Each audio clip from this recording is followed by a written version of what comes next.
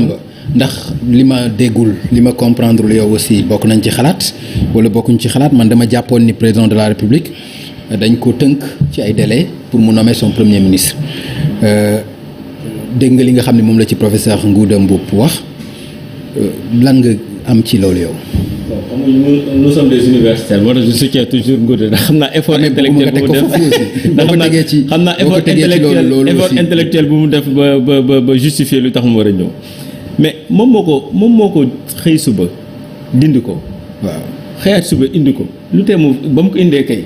na xaar ba mën koo fal mu indi ko Pape Ngagne état dafa sérieux état dafa sérieux li ma la wax ci stade bi rek stade du Sénégal lañ ko tuddee woon ci biir deal lañ ko tuddee Maître Abdoulaye Wade loolu baaxul président de la République war naa am gis-gis bu leer état du kaye brouillon li mu war a wax mooy lu tax ñu xëy suba dindi ko yan raison moo justifié woon dindi poste premier ministre mais yan raison tax mu indiwaat ko moom la neex rek de mu dindi ko moom la parce que ñi ko doon défendre lu tax mu dindi ko ministère de la justice naan non dafa yeexaloon affaire yi li ñu ci wax lépp moom moo war a ñëwaat nañu léegi la ma dindoon baax na xam nga à un moment da ngay dem ba ñi ngay àndal sax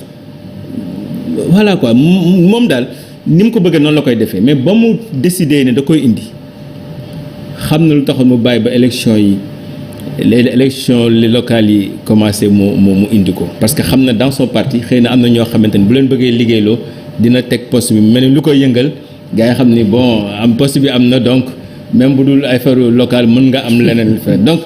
la politique politicienne dafa bëri ci acte yi nga xamante ni moom la président di teg mais dafa am loo xamante ni xel ant na ko moom moo wax ci làmminam ne liñ ko dénk Union africaine la dafa war a dem Comore ginnaaw suba bu demee bu ñëwaatee fan la war a demaat ça veut dire que ay demam commencé na demam yooyu war a commencé te réew mi cate boo xoolee réew mi ni ñuy dund instant bii nii nuage bi ñu nekk ni football bi rek de mais football affaire yi buy wàcc day fekk yi fi gën a teng yi fi gën a metti parce que instant yi réew mi dafa cate mais ñëpp fàtte nañ seen cate ndax di jubilé bu fi dul nekk métit bii nii amul keneen koo xamante ne mën na wax ak ñi ni ba pare pas n'importe quel premier ministre tamit parce que fi ñu toll nii soxlawuñu n'importe quel premier ministre de c'est-à-dire il faut que mu nekk koo xamante ne xëy na mën na indi saafara ci jafe-jafe yi nit ñi di dund mën na indi yaakaar mën na indi loo xamante ni sax nit ñi dinañ am yaakaar ni président de la République mi ngi xalaat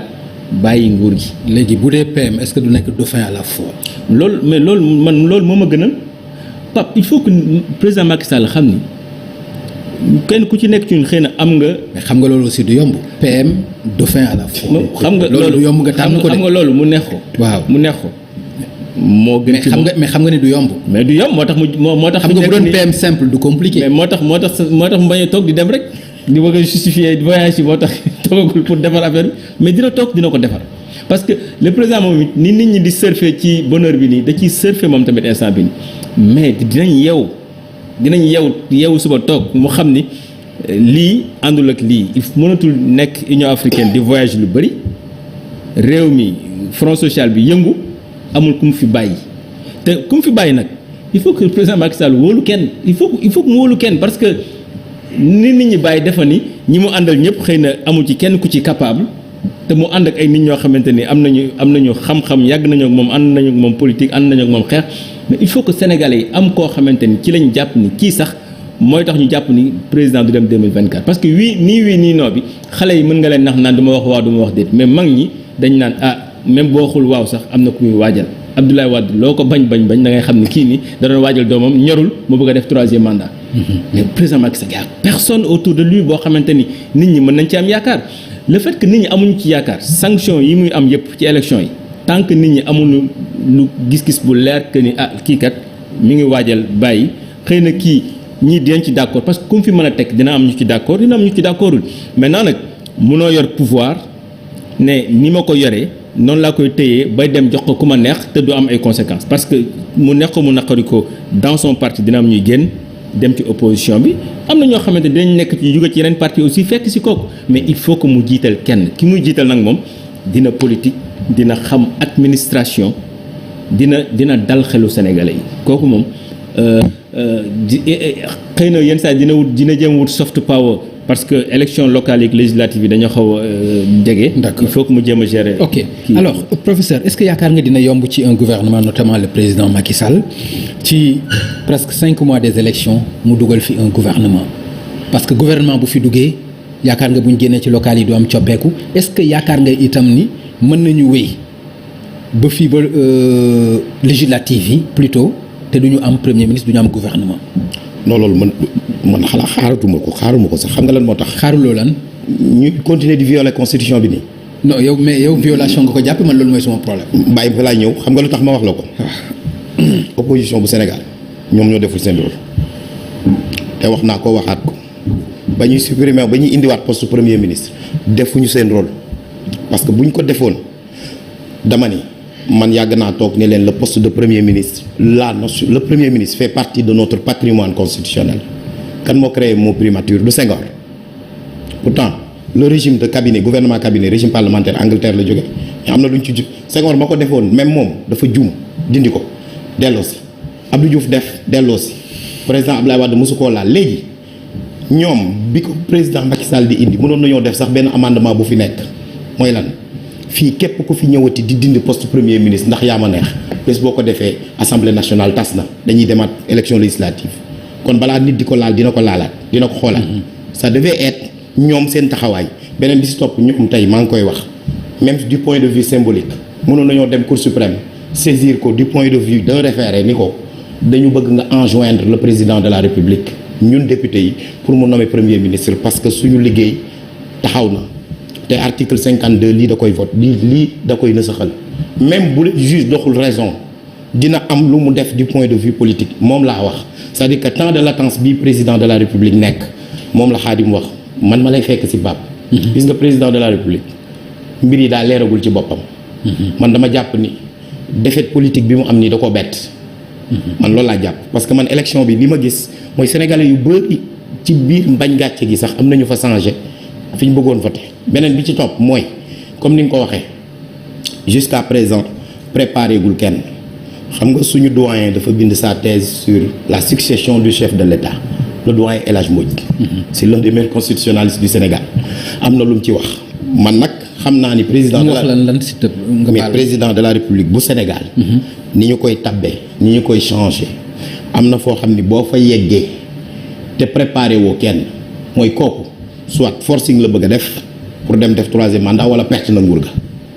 parce que président de la République su préparé wul kenn. te loolu mën nañu wax ni gis nañ ko ci jurisprudence Abdoulaye Wade. mais moom laa lay wax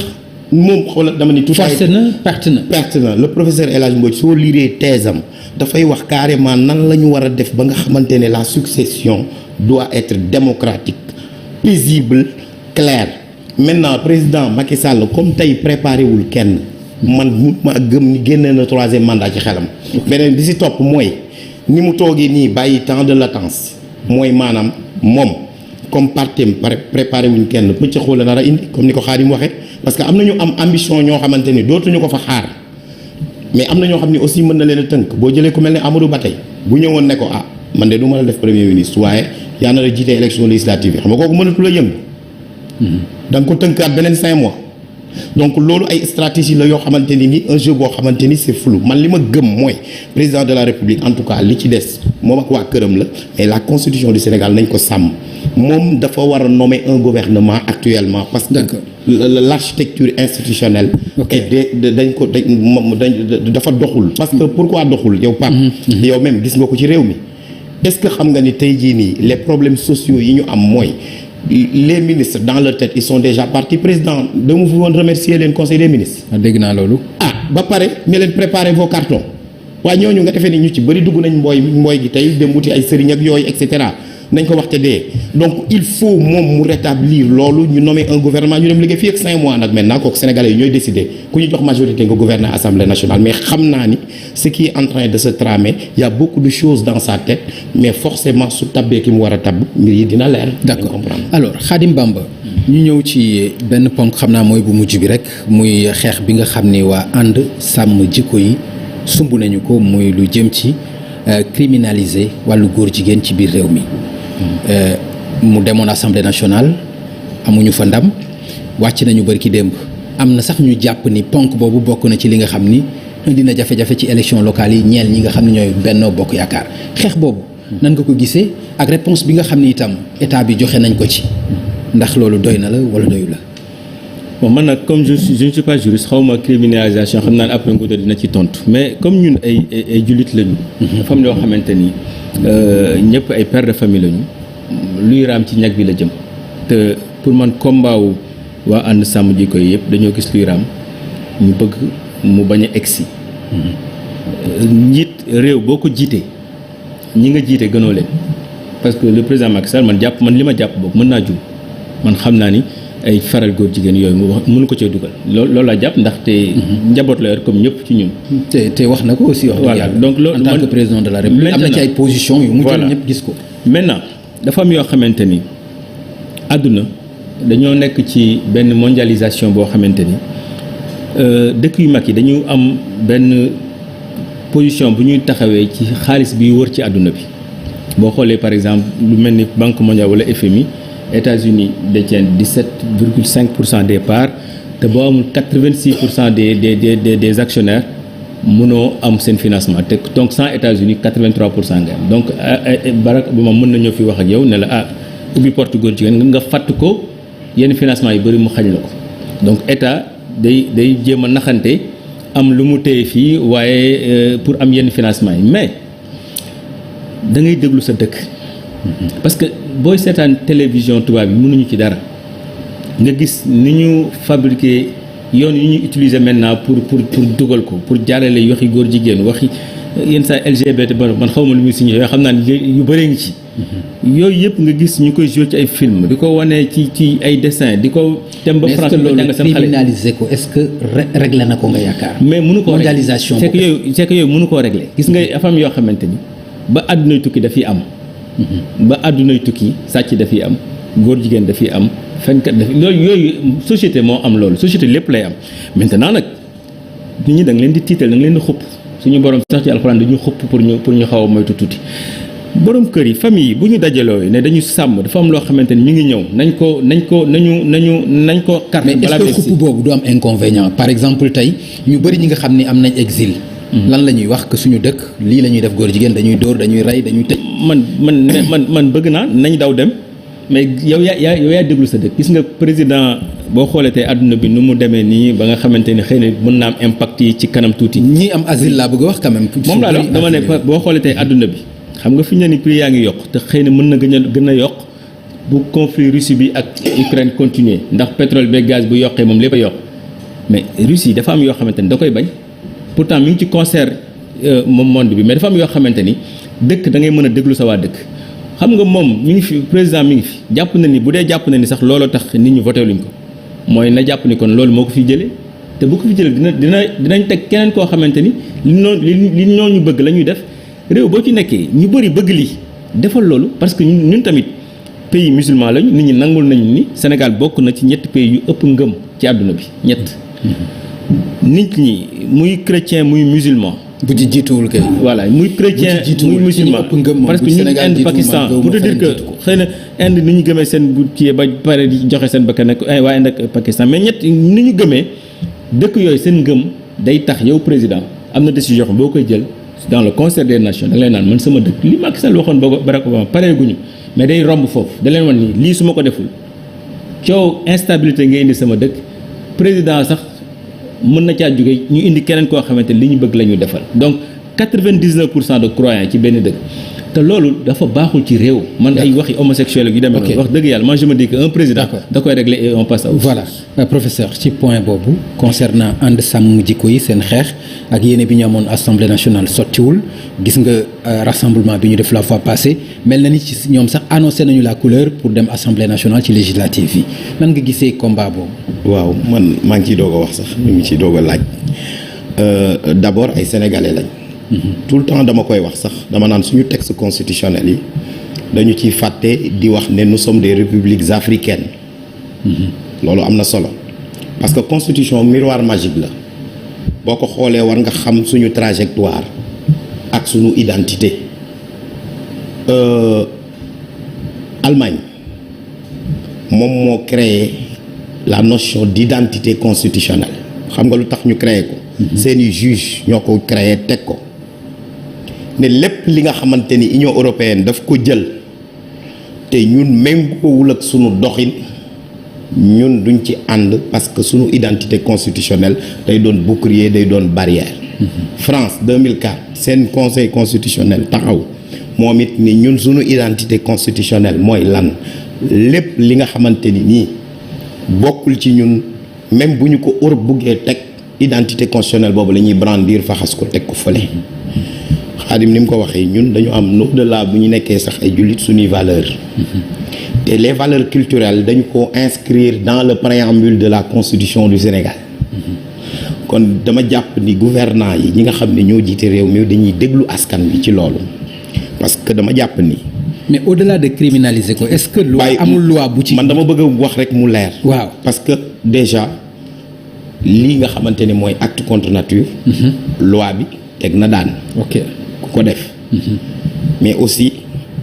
am na loo xamante ni débat la mais man dama bëgg débat bi ñu teg ko sur un débat civilisé pour que sénégalais yi mën a waxtaan comme Khadim ni mu ko waxee am na solo parce que man question boo xamante ne la waroon nañ ci toog débattre ci romb ko ñu jël bu ñu waree jël des mesures mais loolu yëpp li ko indi mooy man dama jàpp ni président waxam leerul aussi. te loolu problème bi c'est conseillé la parce que Barack Obama bi mu ñëwee fii Sénégal il a tenu un langage constitutionnel au président de la République. xam nga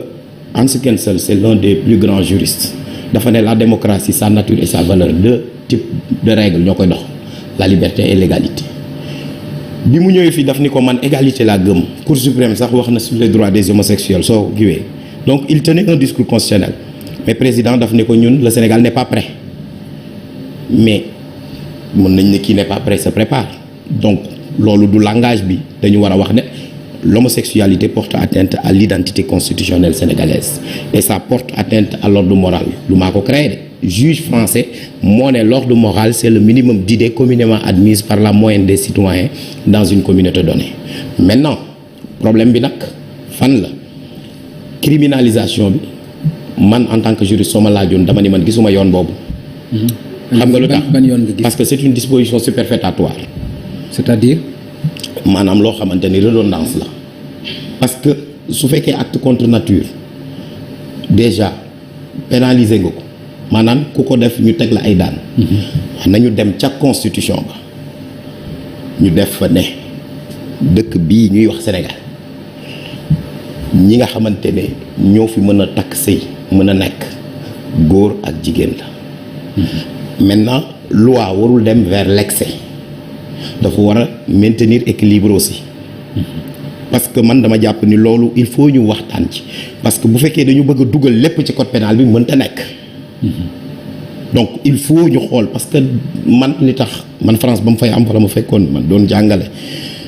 ñoom dañoo fàtte woon a bind seen constitution ni mariage góor ak jigéen la bi ñu ñëwee François Hollande bëgg ko indi plus de 175 professeurs de droit ki ma jàngal sax ci la bokk ñoo xam ni donc voilà ni ko lii mënta ne ba mu demee mu forcé conseil constitutionnel leen constitution bi de bind ko loi la woon loi dañ koy dindi donc pour man la sécurité dans la constitution la loolu d'ailleurs moom la Hongrie def ak yeneen pays mais boobu bëggee dem ci lu code pénal bi nag loolu ça va être très compliqué beneen bi ci des mooy aussi bu fekkee dañu bëgg a lutter contre l'homosexualité ñi nga bëgg a teg ay daan yu metti yu yokk nga bëgg leen yóbbu kaso aussi xam nañ ni loolu dafay développer donc kon yooyu régler woo problème da nga koo déplacer donc moo tax ma ne il faut ñu waxtaan mais ñu dem sur un principe que l'homosexualité porte atteinte à l'identité constitutionnelle sénégalaise maintenant aussi bu ñu fàttee ni constitution bu Sénégal dafay wax ni fii Sénégal liberté moo fi am surtout dans l'espace privé ñi fa nekk kenn mënu leen dafa fekk di leen yërnu wala di xool li ñuy def maintenant dans l'espace public li ñuy tuddee la défense sociale ak l'ordre moral loolu mën nañu wut luñ ci tënk ñu régler la question ñu avancer dem vers leneen. merci beaucoup jërëjëf professeur Ngouda Mboup jërëjëf professeur docteur Khadim Bamba Diagne